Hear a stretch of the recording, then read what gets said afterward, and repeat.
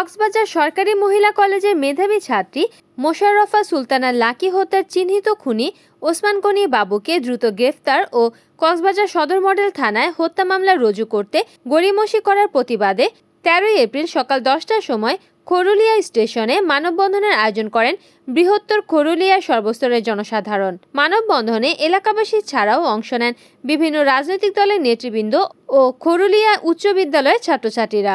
এ সময় বক্তব্য রাখেন মৎস্যজীবী দলের কক্সবাজার জেলা সভাপতি মোস্তফা কামাল, ঝিলংজা ইউনিয়ন বিএনপির সভাপতি রাশেদুল্লাহ, মেম্বার শরীফ উদ্দিন, খরুলিয়া উচ্চ বিদ্যালয়ের শিক্ষক মাস্টার রফিকুল ইসলাম, ছাত্র প্রতিনিধি মোহাম্মদ শাহী, সাবেক ছাত্রনেতা নাজির হোসাইন। এছাড়াও উপস্থিত ছিলেন সদর ছাত্রদলের যুগ্ম আহ্বায়ক আজিজুল হক, সানশাইন ইনস্টিটিউট প্রতিষ্ঠাতা ও অধ্যক্ষ আজিজুল হক, আয়াতুল্লাহ, দেলোয়ার, মোহাম্মদ ইউনুস, নুরুল আলম।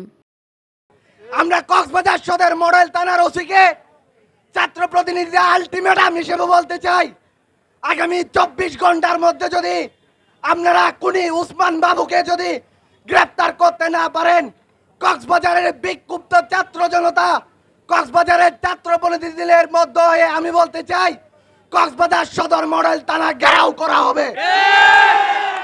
আমরা শুনেছি বাংলাদেশের অর্ধেক প্রতিবাদী ঢাকার শাহবাগে আর অর্ধেক প্রতিবাদী কক্সবাজারের করুলিয়ায়, অথচ আমরা আমাদের বোনের হত্যার পরও আমরা কোনো ধরনের প্রতিবাদ করতে দেখিনি। এক ধরনের সুশীল সমাজকে দেখেছি কার বিনিময়ে পরিবারের সাথে রফাদফা করতে। এই রফাদফা যদি অন্যায়ের বিরুদ্ধে আপনারা যদি কণ্ঠ তুলতে না পারেন, আপনারা কেমন জনপ্রতিনিধি হয়েছেন? জনপ্রতিনিধির কাছে আমার প্রশ্ন, ৯ তারিখের হত্যা কেন আজকে মানববন্ধন করতে হবে? ৮ তারিখের রাতের হত্যা কেন আজকে মানববন্ধন করতে হবে? করুলিয়ার জনপ্রতিনিধিদের বলতে চাই, আগামীতে আপনার ঘরেও লাকি জন্ম নিবে, আপনার ঘরেও লাকির এর উপর কণ্ঠ তোলার মতো কেউ থাকবে না। কক্সবাজার সদর মডেল থানার পুলিশদের বলতে চাই, কক্সবাজার সদর মডেল থানার ওসিকে বলতে চাই, আমাদেরকে গরম করবেন না, আমাদেরকে রাস্তায় নামতে বাধ্য করবেন না। কক্সবাজার সরকারি মহিলা কলেজের ছাত্রী মানে এটি আমার বোন। এই ছাত্রীদের জন্যই আমরা আন্দোলনে রাস্তায় শহীদ হয়েছি ৫ই আগস্টের আগে। আপনারা যদি তবু মনে করেন ৫ তারিখের আন্দোলনের পরও যদি আপনারা সদর মডেল থানায় বসে বসে ঘুষ খেয়ে টাকার মাধ্যমে যদি কোনো ধরনের অন্যায়কে প্রশ্রয় দিতে চান, এই ওসিকে আমরা বলতে চাই আপনার জন্য ব্যবস্থা নেওয়ার জন্য আমরা প্রস্তুত। অতি বিলম্ব আমাদের এলাকার একজন গরিব মানুষ, যার পিতা নেই, যার কোনো উপযুক্ত ভাই নেই, না থাকার পরে অনেক সাহায্য সুবিধা নিয়ে তাদেরকে আমরা দীর্ঘদিন ধরে এলাকায় লালন পালন করে আসছি। দুঃখের বিষয়, কুচক্রী মহল পরিকল্পিতভাবে অন্যায়ভাবে আমাদের এই ছাত্রীকে এলাকার নির্মমভাবে হত্যা করে পালিয়ে যায়। আমরা উপযুক্ত প্রমাণ পেয়েছি, ওই খুনিকে অতি সত্বর অ্যারেস্ট করে তার শাস্তির নিশ্চিত করার জন্য আহ্বান জানাচ্ছি। কক্সবাজার মডেল থানাকে যখন মামলা নিতে বলি, তারা বলে এটা অপমৃত্যু, এটা লিখে দাও অপমৃত্যু বলে। আমরা কি করব না? আমরা কেস দেব না? এটা হতে পারে না। আমাদের কাছে যথেষ্ট প্রমাণ রয়েছে। ওই খুনি ওই দিন 12 থেকে 1টা পর্যন্ত তার দরজায় তাকে আমরা দেখতে পেয়েছি, এবং সে যে পালিয়ে এসেছে তারও সাক্ষী আছে, তার ভিডিও কল আছে, রেকর্ড আছে।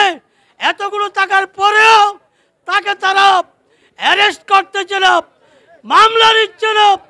আমি মামলা নেওয়ার জন্য, উপযুক্ত শাস্তি দেওয়ার জন্য আহ্বান জানিয়ে আমি আমার বক্তব্য এখানে সমাপ্ত করছি। আপনারা জানেন আজকে এই নারী নির্যাতনের ধারাবাহিকতায় হরুলিয়া মুন্সিপাড়ায় একটি কলেজ ছাত্রী অকালে আমাদের মাঝ থেকে বিদায় দিল। এই মর্মান্তিক হত্যাকাণ্ড কোনোদিন মানি নেওয়ার মতো বিষয় নয়। প্রশাসনের গাফিলতায় আজকে মামলা নিতে যে গড়মিড় করতেছে, তার জন্য আমরা এলাকাবাসীর পক্ষ থেকে তীব্র নিন্দা ও প্রতিবাদ জানাই।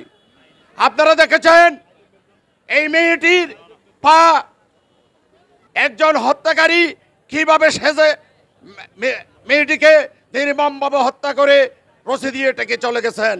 মেয়েটির পা মাটিতে চুই চুই মাটিতে বাজা অবস্থায় আছে। একজন হত্যাকারী তার পরিকল্পিত হত্যাকাণ্ড করে সুন্দর করে এখান থেকে চলে গেছে। আমরা প্রশাসনকে জোর দাবি জানাবো, 24 ঘন্টার ভিতর ঘাতককে গ্রেপ্তার পূর্বক শাস্তির আওতায় আনা হোক, না হয় সম্মানিত এলাকাবাসীকে নিয়ে আমরা বৃহত্তর আন্দোলনে যাব। আমরা প্রশাসনের কাছে উচ্চতর টিম দিয়ে ঘাতককে গ্রেপ্তার পূর্বক তাকে হাজির করা হোক। সুষ্ঠু তদন্তের মাধ্যমে আরো দোষীদেরকে শাস্তির আওতায় আনা হোক। রিপোর্ট করেছেন কক্সবাজার প্রতিনিধি আব্দুল মালেক শিকদার, NN TV।